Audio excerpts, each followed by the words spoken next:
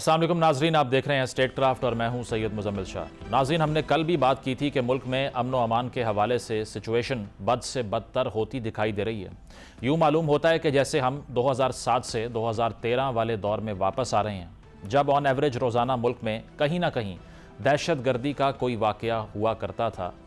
आज चमन में एक वाक़या हुआ। तुरबत में एक घर को रॉकेट से निशाना बनाया गया, जिसमें बताया जा रहा है कि एक ही फैमिली के 6 अफराद जान की बाजी हार गए।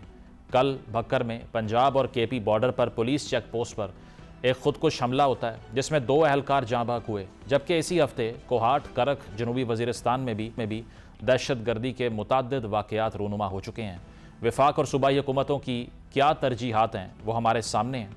आज वज़ीर आला सुहेल आफरीदी बानी PTI से मुलाकात के एक केस में इस्लामाबाद हाई कोर्ट में नज़र आए, जहां उन्होंने रोस्ट्रम पर chief justice Islamabad high court से जाकर बात करने की कोशिश की, मगर ये रिपोर्ट हुआ कि चीफ जस्टिस साहब इनकी बात सुने बगैर ही चैम्बर में चले गए।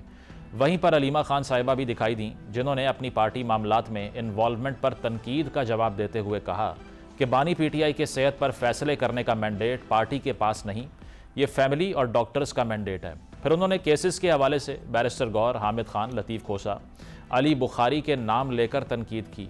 उन्होंने कहा कि बैरिस्टर गौहर पार्टी चेयरमैन बन गए, मगर सुप्रीम कोर्ट और हाई कोर्ट में केसेस तक नहीं लगवा सके। अब यहाँ पर सवाल यह है कि अलीमा खान साहिबा क्या इस तनकीद को रिस्पॉन्ड कर रही हैं, जो उन पर इल्ज़ामात लगे कि वो मामलात या डील के किसी प्रोसेस में रुकावट बनती हैं। इसी मामले और दीगर इशूज़ पर अपनी गुफ्तगू का आगाज़ करते हैं। Coordinator of the prime minister Rana एहसान अफजल साहब ज्वाइन कर रहे हैं। तहरीक इंसाफ के रहनुमा शौकत यूसुफजई साहब मौजूद हैं। आप दोनों का बहुत बहुत शुक्रिया।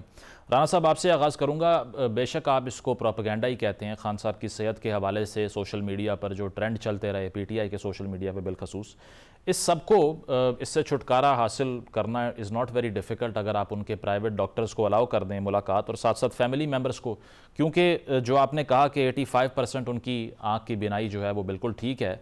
अलीमा खान साहिबा कन्विंस नहीं हो रही। वो कह रही हैं कि खान साहब अब भी यही कहते हैं कि मुझे पहले से कम दिखाई दे रहा है। तो ये सारा अभाम ख़त्म हो जाएगा अगर एक दो ये चीज़ें कर ली जाएँ। तो क्या बोन ऑफ कंटेंशन है, क्यों नहीं हो रहा ये?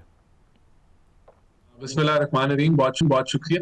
देखिए, मैंने आज मोहसिन नकवी साहब का भी बयान पढ़ा कि मुमकिन तौर पे ये जो एक्सेस है उनको दी जा सकती है, लेकिन ऑब्वियसली इसकी जो बेसिस है वो तो यही है कि इस पे पॉलिटिक्स ना की जाए। अभी आपने देखा कि खान साहब के जो शौकत खानम के डॉक्टर थे, उन्होंने जिस तरह का एक तासुर दिया, उनके अब वो प्राइवेट डॉक्टर हैं, लेकिन उन्होंने भी जो गवर्नमेंट का मौकफ है उससे बरक्स बात की, और टेक्निकली भी उन्होंने ऐसा तासुर दिया कि पिम्स केपेबल नहीं है ऐसे इलाज के लिए, या ऐसे डॉक्टर्स अवेलेबल नहीं है, या वो खान साहब का इलाज नहीं कर रहे, लेकिन जो कि दुरुस्त नहीं है।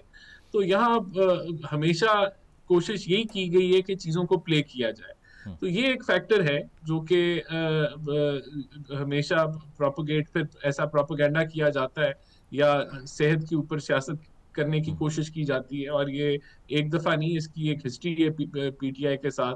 पिछली दफा अब खान साहब की ऐसी खबर फैलाई गई कि वो खुदा ना खास्ता जो है वो अल्लाह को प्यारे हो गए, और वही फिर इंडियन मीडिया ने भी पिक किया। तो आपका जो मौकफ है, हो सकता है हुकूमत उसको आगे जाके देख ले, लेकिन अभी बड़ा क्लियर है, हुकूमत गाइड भी कर रही है PTI के ना सिर्फ वर्कर्स के लिए। एक अच्छी डिटेल आ गई है हुकूमत की तरफ से, बल्कि उनकी फैमिली के लिए भी और डॉक्टर्स की तरफ से भी जो है वो प्रॉपर ब्रीफ किया जा रहा है कि चीजें किस तरह से उनका इलाज किया गया, क्या प्रोसेस था, और अभी वो किस तरह महसूस कर और रहे ये हैं। तो बात मेरे ठीक ख्याल है, से ये बात हुकूमत ठीक पे है जो अलीमा साहिबा कह रही हैं कि मोहसिन नकवी साहब गारंटी दे रहे हैं कि अल-शिफा में उनको शिफ्ट कर दिया जाएगा अगर एग्रेवेट होती है situation. Are you on board? देखें, ये तो बिल्कुल 100%, इसमें तो कोई शक व शुबा ही नहीं है कि अगर डॉक्टर्स ने रेकमेंड किया कि उनको अल-शिफा में ले जाने की जरूरत है, और उनको हॉस्पिटल में कोई स्पेसिफिक, उनको एक दिन नहीं 1 महीना रहना है, तो गवर्नमेंट तो रखेगी, फिर हॉस्पिटल में शिफ्ट कर देगी। लेकिन it is all dependent on doctor's prescription. अगर डॉक्टर्स ये प्रिस्क्राइब करेंगे कि he should be admitted in the hospital, तो it will be done in a second. इसमें तो कोई डिले और नहीं राना किया साहब, वो जाएगा। इलामा नासिर साहब की भी सजेशन एक है, जिसमें वो कहते हैं कि सेनेटर्स का आप एक डेलीगेशन तश्कील दे दें, वो जाकर देखा है, मुतमईन हो जाएंगे उसके बाद में। सो दैट इज़ ऑल्सो देखिए, पॉसिबल एंड हमें डूएबल। किसी को नहीं, देखें, बात यह है मुजम्मिल साहब कि हुकूमत ने किसी को कोई चीज साबित नहीं करनी। हुकूमत तो अनाउंस कर रही है, हुकूमत तो बता रही है कि क्या सिचुएशन है। अगर अब कोई ऑपोजिशन का मेंबर उसको मानने से या बिलीव करने से इनकार कर ले, तो ये उसकी अपनी मर्जी है। ये तो यहाँ तो देखें, आप सही इंफॉर्मेशन देंगे भी तो उसको ट्विस्ट किया जाएगा, क्योंकि जी आपने सियासी मफाद लेना है या आपने बयानिया बनाना है। अब इसमें तो दिस इज ऑन रिकॉर्ड कि यासिर जो उनका कजन है, जो ए पॉलिटिकल डॉक्टर की रिसाई का कहा गया, बैरिस्टर जो चेयरमैन है गौहर साहब, उनका कहा गया कि वो मिलने, तो दे रिफ्यूज। ठीक दे है, ओनली रिफ्यूज उनसे मिलने के लिए, क्योंकि वो नैरेटिव मर जाता जो ये चलाना चाह रहे हैं। पॉइंट आ गया बिल्कुल इस पे। शौकत साहब, इसके अलावा जो इस्लामाबाद की पॉलिटिक्स है पीटीआई की, एक तो सुहेल अफरीदी साहब मौजूद हैं और वो अदालत भी गए आज। तनकीद ये हो रही है कि सूबा बदतरीन दहशत गर्दी से गुजर रहा है। चीफ़ एग्जीक्यूटिव जो हैं वो खान साहब के हवाले से एक्टिविटीज़ में बहुत ज़्यादा मसरूफ़ हो चुके हैं। दूसरा, मरवत साहब ने और गंडापुर साहब ने जो तनकीद की अलीमा साहिबा पे, आपको नहीं लगता वो अलीमा साहिबा बैरिस्टर गौहर साहब को जब तनकीद का निशाना बना रही हैं तो उसी बात को सेकंड कर रही हैं कि वो पार्टी में हर किसी को बैश भी कर रही हैं, और साथ साथ ये कि उन्होंने नाम ले लिए लतीफ़ खोसा, हामिद खान, उन्होंने कहा ये सब लोग जब पीटीआई के टिकट पे सेनेटर्स बने या लीडरान बने, बाद में गायब हो गए, नज़र ही नहीं आए, ये कुछ भी नहीं करते। गौहर साहब ने भी उसका जवाब दे दिया। तो इंटरनल कन्फ्रंटेशन सुहेल साहब का इस्लामाबाद में मौजूद होना पख्तूनख्वा निगलेक्ट नहीं हो रहा? रहमान, बहुत शुक्रिया। देखिए, इसकी जिम्मेदार भी तो वफाकी हुकूमत ही है ना, कि आप जो हमारे लीडर हैं इमरान खान, उनकी सियासत का मसला है, उस पे ये हमें कहते हैं सियासत कर रहे हैं। हम सियासत नहीं कर रहे हैं, हुकूमत सियासत कर रही है। वरना आज अगर वो ऐलान कर दे कि मुलाकात हो जाए इमरान खान से, उनके वकला की, उनकी मालजिन की, उनकी फैमिली की, तो बात ही खत्म हो जाएगी, सब चीजें स्मूथ आ जाओ शुरू हो जाएंगी। लेकिन हुकूमत उस पे सियासत कर रही है, बिल्कुल कर रही है, और कुछ छुपाना चाहती है। कुछ खौफ है हुकूमत को। अब अल्लाह जाने ये क्या खौफ है, क्या छुपा रही है हुकूमत, क्योंकि इसकी वजह से बहुत बड़ी टेंशन है वर्कर्स के अंदर। आज भी हाई कोर्ट के सामने भी लोग गए, अभी सुप्रीम कोर्ट के बाहर भी धरना था पीटीआई के पार्लियामेंटेरियन का। तो उसमें भी यही डिमांड हो रहा है कि खान साहब तक रसाई दी जाए, या उनके मालजिन को छोड़ा जाए, या उनकी मौजूदगी में इलाज बताया जाए कि कौन सा इलाज हो रहा है। तो जब तक ये नहीं देते हैं तो टेंशन भी रहेगी, सब कुछ रहेगा। और दूसरी जहाँ तक रही बात खैबर पख्तूनख्वा में, देखिए वहाँ दहशत गर्दी हो रही है, और वो क्रॉस बॉर्डर टेररिज्म है, जिसमें वफाकी हुकूमत ही का रोल बनता है कि वो किस तरह उस इशू को टैकल करे। और हम तो बहुत अरसे से हम कहते रहे कि जी दहशतगर्दी खत्म करने में हम दिलचस्पी इसलिए ले रहे हैं कि सबसे ज्यादा दहशतगर्दी का शिकार तो हमारा सूबा है। उसमें सिर्फ ये था कि हम चाहते थे कि एक मुश्तरका बैठकर मैकेनिज्म बनाए। अब जब वो नहीं तैयार हो रही, गवर्नमेंट मैकेनिज्म नहीं बना रही, इसके बावजूद भी सुहेल अफरीदी साहब ने दहशतगर्दी के खिलाफ जंग को सपोर्ट भी किया है, और वो सपोर्ट भी कर रहे हैं। और आप देख रहे हैं कि जो एपेक्स कमेटी की मीटिंग थी उसमें भी वो बैठे हैं, उसमें भी उन्होंने वही बात की कि हम अपने सिक्योरिटी इदारों के साथ हैं। तो कहने का मकसद ये कि इस चीजों को ये टारगेट करें कि जहाँ दहशतगर्दी हो रही है, अगर सुहेल अफरीदी साहब पेशावर में बैठ जाए तो क्या दहशतगर्दी खत्म हो जाएगी? ये तो एक ऐसा प्रोसेस है कि इसको खत्म करने के लिए आपको बड़ी हिकमत अमली से काम लेना पड़ेगा। और वो हिकमत अमली, और इसके अलावा जो अलीमा साहिबा कह रही हैं बैरिस्टर गौहर साहब के हवाले से कि हमने आपको चेयरमैन बना दिया, आपसे कोई केस सेटल नहीं होता, तो ये पब्लिक में तनकीद करना कैसे फायदे में है पार्टी के? देखिए, अलीमा खान साहिबा, आपको पता है कि इमरान खान साहब की बहन भी है, और कई अरसे से अदालतों के चक्कर भी लगा रही है, अडियाला जेल के बाहर भी आती जाती है, और वो सारी चीजें देख रही हैं कि कौन क्या रोल अदा कर रहा है। तो डेफिनेटली उनको, अगर वो गुस्सा हो रही है या कुछ, तो खातून है, बुजुर्ग हैं, और उनको ज्यादा फिक्र भी है खान साहब की, तो डेफिनेटली उनका गुस्सा अपनी जगह। लेकिन लीडरशिप जो है वो लगी हुई है, मतलब इससे ज्यादा आई थिंक बस वो लड़ाई करना ही रह गई है। बाकी तो रोज लीडरशिप, हाँ कुछ लीडर जो है वो गायब है, बिल्कुल मैं इससे इत्तेफाक करता हूँ। अच्छा, कुछ लीडर गायब है, वो नहीं आते, उनको बड़े बड़े ओहदे मिले हैं, कोई सेनेटर बने, कोई कौमी असेंबली के मेंबर बने, कोई सूबाई असेंबली के मेंबर बने। इनको आना चाहिए, बिल्कुल आना चाहिए, क्योंकि जब इस मौके के ऊपर ये नहीं आ सकते तो फिर इसके बाद क्या, इनसे क्या तवक्को की जा सकती है? फेयर इनफ, बिल्कुल। राना साहब ये अब जो मुज़ाकराती अमल के हवाले से राना सनाउल्लाह साहब के बयानात थे, उस पर काफ़ी स्पेकुलेशन होती रही इलामा नासिर ये भी कहते हैं कि आप जो हैं वो खान साहब से मामला ठीक कर लें, मैं आपसे वादा करता हूँ हुकूमत नहीं गिरेगी आपकी।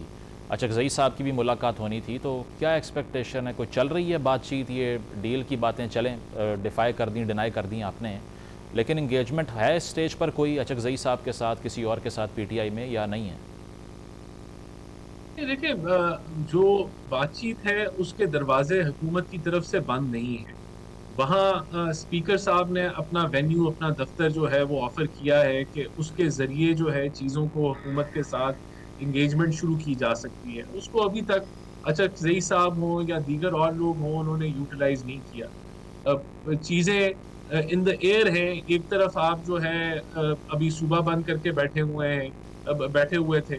तो अभी आप मौकफ जो है वो रोज तब्दील होता है, पीटीआई का, चीफ मिनिस्टर केपीके का, और दूसरी तरफ आप कहते हैं कि मुज़ाकरात की बातचीत। तो हुकूमत ऑब्वियसली, हमारे दरवाजे खुले हैं। बहरहाल कोई डेस्परेशन नहीं है हुकूमत को कि जी इनको रीच आउट करके मसला हल किया जाए, क्योंकि इनकी डिमांड इर्द गिर्द खान साहब के दायरा कार के इर्द गिर्द ही घूमती है। एज ए इंडिपेंडेंट पार्टी इनकी ना कोई थिंकिंग है, ना कोई फिलॉसफी है।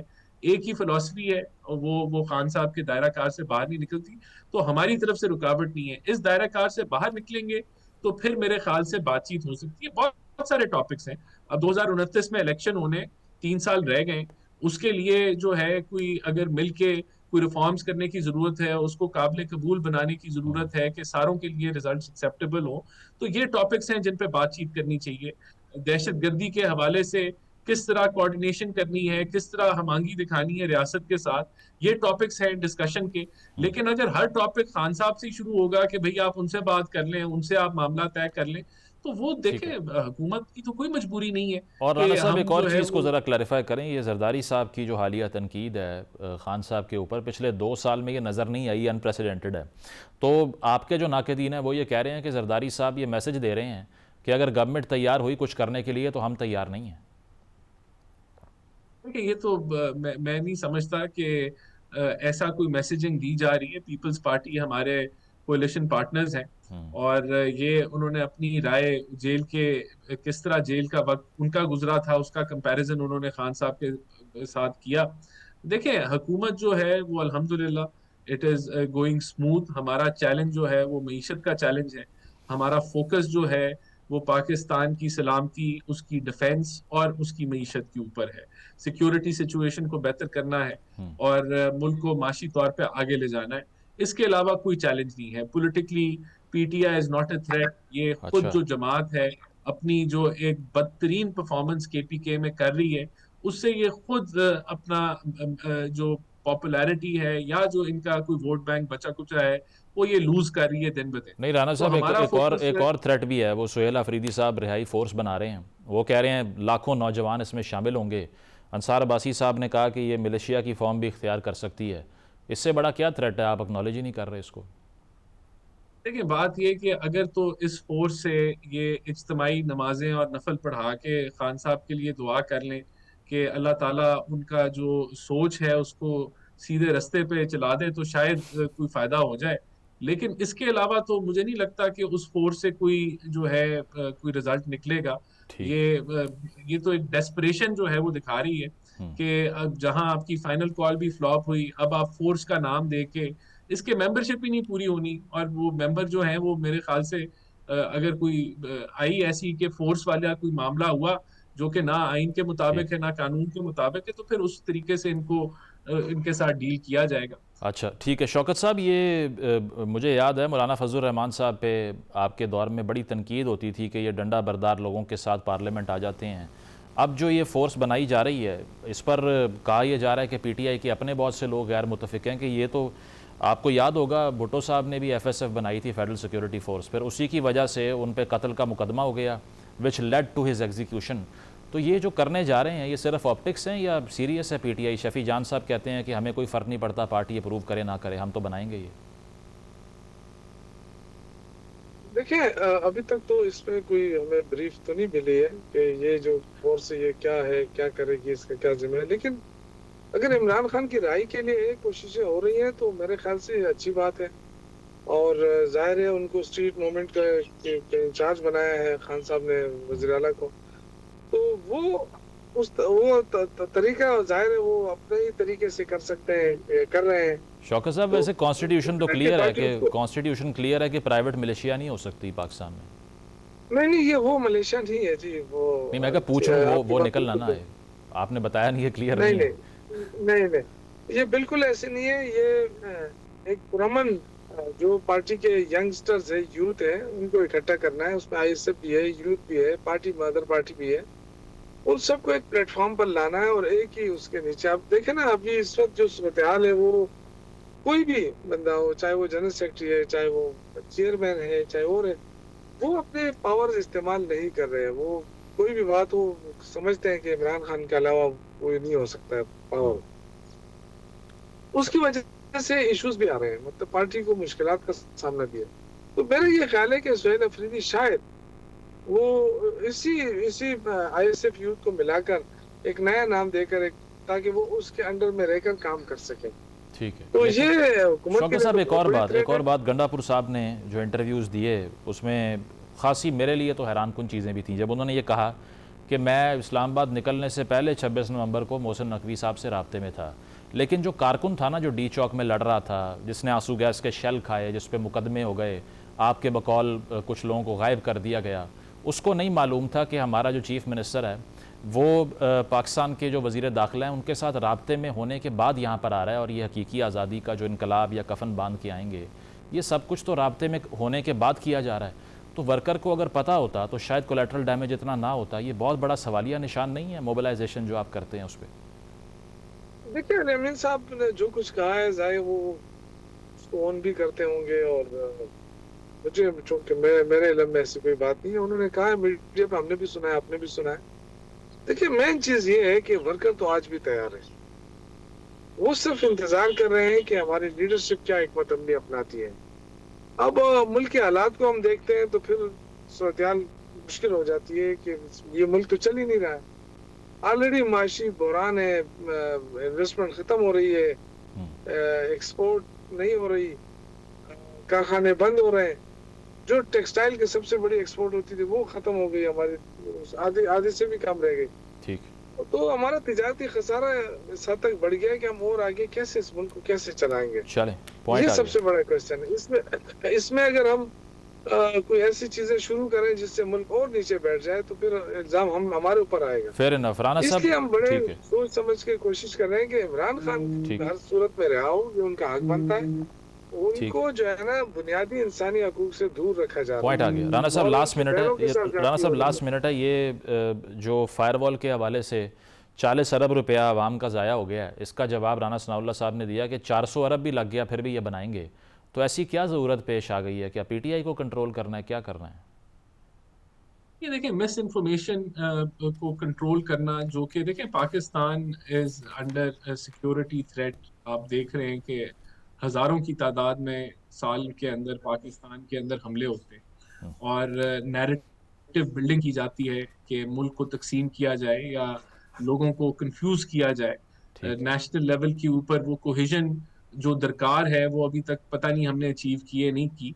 तो ये सारे वो सवाल हैं जिसके लिए हमें चीज़ों को ज़रूर मॉनिटर करने की ज़रूरत है। लेकिन अगर ये जितने भी पैसे लगने हैं वो ज़रूर लगे, लेकिन हमें इस चीज़ का भी इंश्योर करना है साथ साथ मुझे, आपको, सबको, कि लोगों की जो राइट्स हैं वो मजरू ना हो इस फायर वॉल के तहत, और जिस मकसद के लिए इसको लगाया जा रहा है वो सिर्फ उस मकसद के लिए इस्तेमाल हो। तो वो हम वहां भी विजिलेंस दिखाएंगे और उधर भी हम इंश्योर करेंगे कि वो राइट्स महफूज रहें, लेकिन जिस मकसद के लिए है कि आपकी नेशनल लेवल के ऊपर जो सिक्योरिटी है उसको इंश्योर किया। मतलब objective freedom of speech cartel करना नहीं होना चाहिए, बल्कि फेक न्यूज़ को कंट्रोल करना होना चाहिए। बहुत शुक्रिया राना एहसान साहब, शौकत यूसुफजई साहब थे। ब्रेक लेंगे, ब्रेक के बाद वापस आते हैं। Stay with us.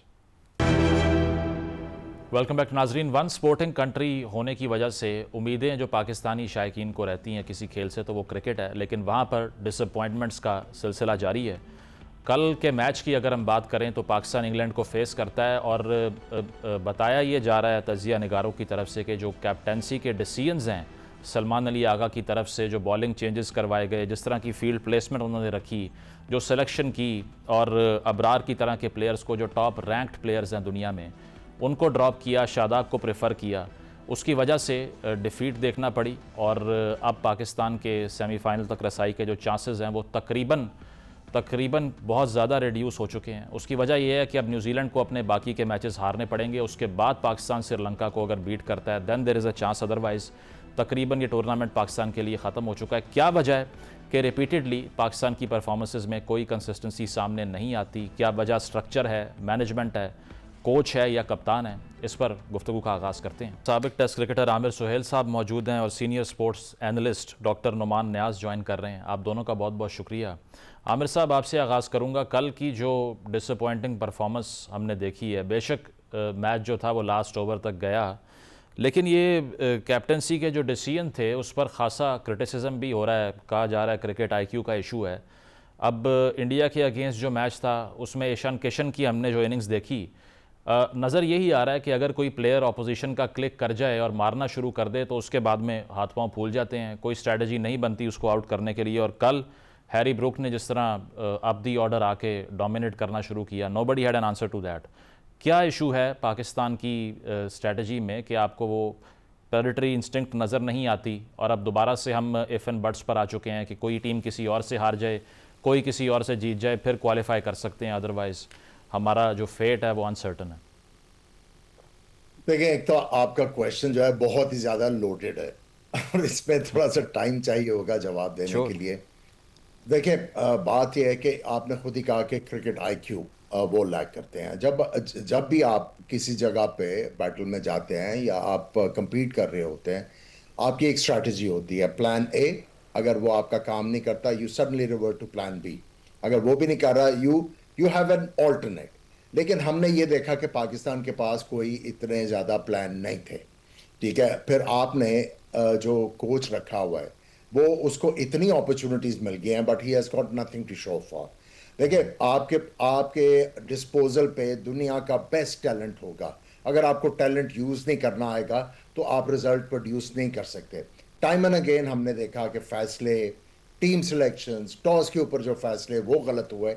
ये बता रहा है कि they are chasing other people's opinion rather than forming their own opinion, और दूसरा जो है अपने तौर तरीके ठीक करें।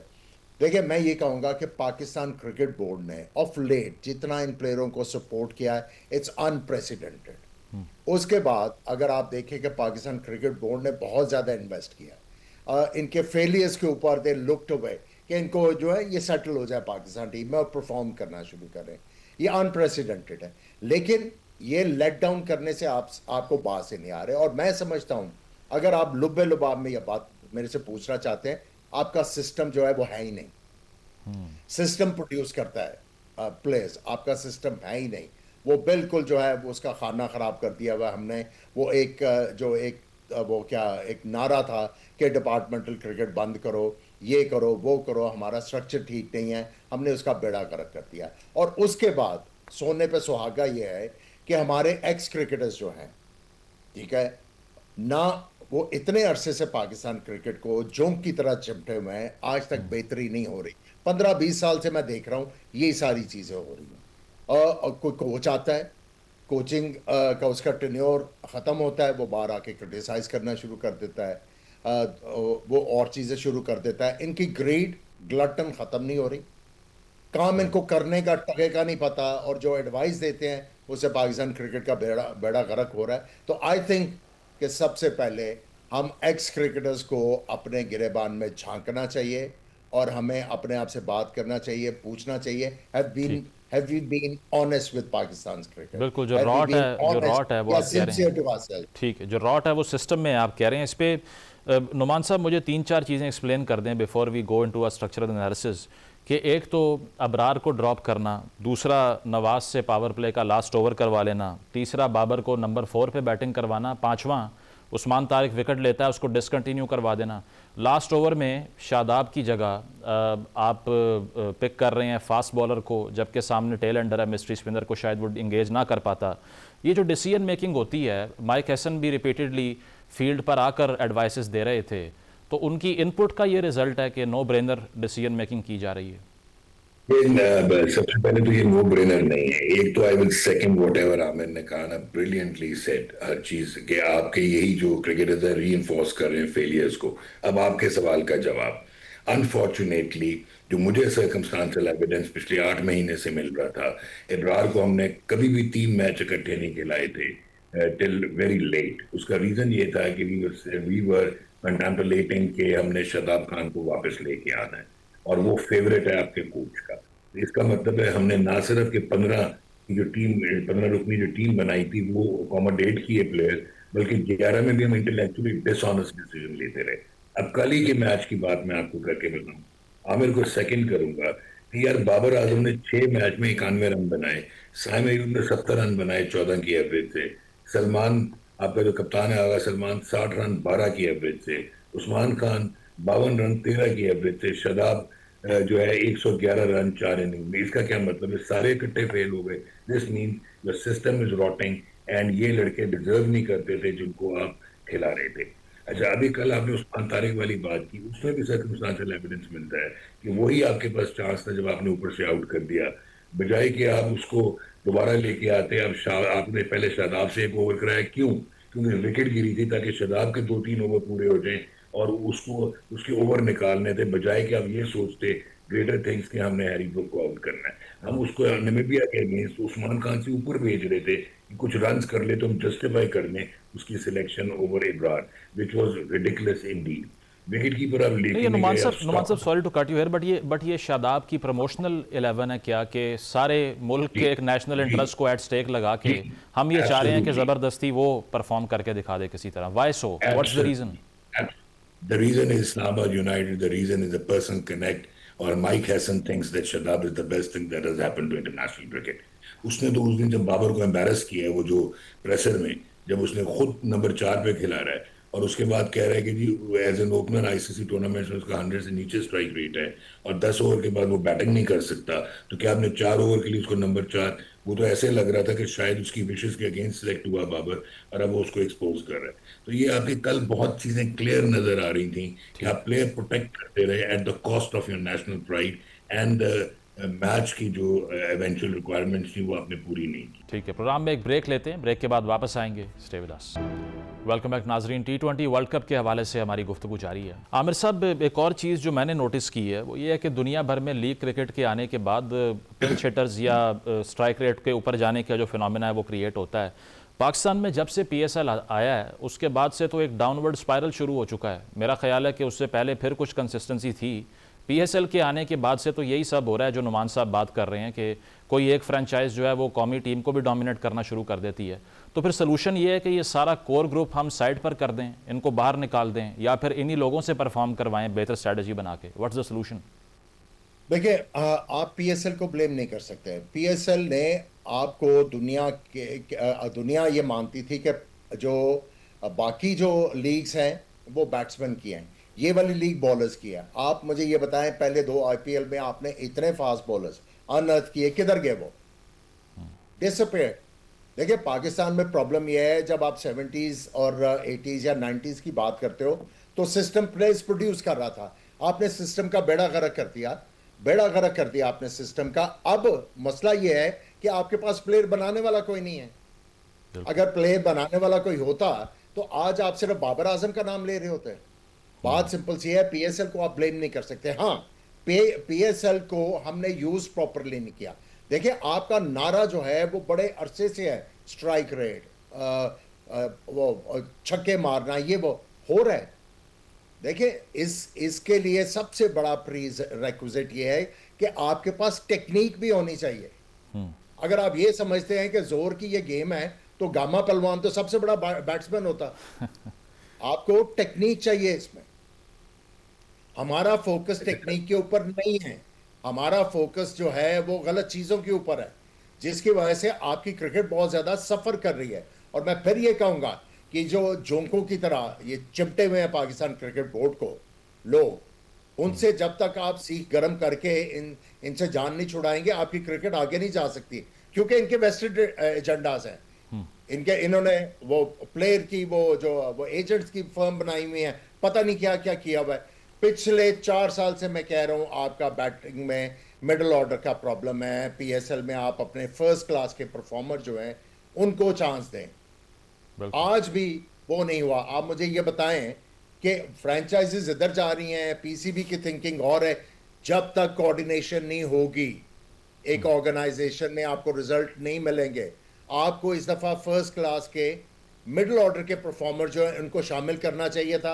आपने इफ्तिखार, आसिफ अली, उन लोगों को आपने दोबारा से पीएसएल में ले लिया है जो डिस्कार्डेड है और जिनका पाकिस्तान की टीम में कम बैक करने का चांस ही कोई आमिर साहब मुझे ये बताएं, ये कुछ हाफ बेक्ड एफर्ट्स भी होती हैं ना कि हम पहले एक एसेट बनाने की कोशिश करते हैं एक प्लेयर को और उसके बाद में वो गायब हो जाता है। फॉर एग्जांपल ज़मान खान है, सुफियान मुकीम है, एहसानुल्लाह, वसीम जूनियर, अब्दुल्ला शफीक या मोहम्मद हारिस। अब ये सब वो लोग हैं जिनको इतने चांसेस भी दिए गए लेकिन बाद में उनके जो इश्यूज थे उसकी वजह से वो इररेलेवेंट हो गए, बिल्कुल गायब हो गए। तो ये जो एक प्रोडक्ट हम बनाने का जर्नी है ये हाफ बेक्ड क्यों छोड़ देते हैं मिडवे में? देखिए मुझे ये बताएं कि बाहर करना बहुत ज्यादा आसान है, बहुत ज्यादा आसान है। यही तो सारा मसला है। आप कोई 1-2 मैचेस में परफॉर्म नहीं करता उसको उठा के बाहर फेंक देते हैं, you forget that person. Player बनाना नहीं आ रहा हमें। सबसे बड़ा मसला ये है आपके क्रिकेट में शोबदाबाज इकट्ठे हुए हैं जो क्रिकेट को चलाने वाले हैं। ये शोबदाबाज हैं, जब तक इनसे जान नहीं छुड़ाएंगे आपकी क्रिकेट आगे नहीं जाएगी। इनके वेस्टेड इंटरेस्ट हैं, इनके एजेंडाज हैं, ये उनको टो करते हैं। इनके लिए आपने इनके प्लेइंग डेज में नहीं देखा, Pakistan was never a priority for them. बिल्कुल जी नुमान साहब। मुजम्मिल एक चीज ऐड करूंगा जो आमिर ने इतना खूबसूरत आपको बताया कि एजेंडाज हैं। ये जो लड़के गायब होते हैं ना, ये गायब नहीं होते, ये किए जाते हैं क्योंकि आपने अपने क्लैन को, अपने फेवरेट्स को पाकिस्तान टीम में सिक्योर करना होता है। आपने मिडिल ऑर्डर इसलिए नहीं रखी हुई कि आपके जो फेवरेट्स थे वो टीम से बाहर ना आ जाएं। सेकेंडली जो आमिर ने बात की, आप बातें तो कर देते हैं, आके कह देते हैं कि जी हमने अपना स्ट्राइक रेट और यार स्ट्राइक रेट के लिए स्ट्रक्चर्ड पावर हिटिंग का सेटअप होता है। वो अब्दुल रज़ाक के कैंप लगा के आपको पावर हिटिंग नहीं सिखा सकता। There is a difference between slogging and power hitting. अभी आप कल गौर करें, and Aamir will bail me out, कल साहिबजादा फरहान जो आपका टॉप स्कोरर रहा है उसने कल 50 किया है। डू यू नो कि वो 50 जो है वो भारी हो गया था पाकिस्तान टीम की इनिंग्स पे। क्यों? अब आप हैरी ब्रूक को देखें, वो नंबर 3 पे आया, जिस तरह उसने रन्स चलाए उसके सामने भी बैट्समैन आउट हो रहे थे, प्रोटेक्ट नहीं हो रहे थे। इसने क्या किया? इसने बाबर आजम को एक्सपोज किया। क्यों किया? अब तो बाबर 4 पे खेलता नहीं था। आपने 44 गेंदों पे 45 रन बनाए, वहां से आपके वो जो 180 वाला मोमेंटम गायब हुआ। बाबर रिडिकुलसली स्लो था 24-25 गेंद पे। उसके बाद मुझे नहीं समझ आती कि एक इररेलेवेंट बंदा जो T20 में होना भी नहीं चाहिए 11 में, वो आपका कप्तान है। ऊपर से वो ब्लंडर पे ब्लंडर करता है, पर्ची पे चलता है, ही इज अ रोबोट। सही। सो आप अगर चलें, मुझे नुमान साहब, I have the last minute, मुझे ये बताएं अब आपकी प्रेडिक्शन क्या है कि let's assume in the worst case scenario हम अगली स्टेज में ना जा सकें, तो क्या कोई हाउस इन ऑर्डर आएगा? ये कोर ग्रुप साइड पर होगा, मैनेजमेंट में चेहरे बदलेंगे या इसी तनख्वाह पे काम चलता रहेगा आगे भी? ये इसी तनख्वाह पे काम चलता रहेगा। And why? Because resistance to change है। रेजिस्टेंस टू चेंज इसलिए है कि इररेलेवेंट लोगों ने ऑफिस संभाले हुए हैं और वो इनसिक्योर हो जाते हैं साइंटिफिक इंटीग्रेशन से और प्रोग्रेसिव मॉड्यूल से। ये ऐसे ही चलता रहेगा अनलेस अनटिल कोई वाकई सिंसियरली डिसाइड करे, जो आमिर बातें कर रहा है कि अब इनसे जान छोड़ी जाए। This is very worrying by the way कि इस परफॉर्मेंस के बाद भी आप ये कह रहे हैं और यकीनन ऑब्जेक्टिव बात कर रहे हैं कि इसी तरह मामला आगे बढ़ेंगे। सोचना ज़रूर चाहिए। जी एक चीज ऐड करना चाहूंगा, वो ये है कि देखें जो ऑफिस रन कर रहे हैं, क्रिकेट को चला रहे हैं, जो उन्होंने डे टू डे काम कर रहे हैं, वो अपना काम बड़ा बखूबी कर रहे हैं। ये जो क्रिकेटिंग एस्पेक्ट वाले हैं, सारी प्रॉब्लम वहां पे है। ये जो एडवाइस देने वाले हैं, जब तक आप इनसे जान नहीं छुड़ाएंगे। देखिए पीसीबी ने बहुत अच्छे काम किए हैं, पर ये जो क्रिकेटर्स हैं ये आगे नहीं जाने देते चीजें। बिल्कुल, और आयरनी है कि क्रिकेटिंग माइंड्स ही गलत फैसले करते जा रहे हैं। बहुत शुक्रिया आमिर सुहेल साहब, नुमान नियाज साहब मौजूद थे। ब्रेक लेने के बाद वापस आते हैं। स्टेप नाज़रीन, प्रोग्राम आपने मुलाहिजा किया, फीडबैक ज़रूर दीजिएगा। इजाज़त दीजिए, अल्लाह हाफ़िज़।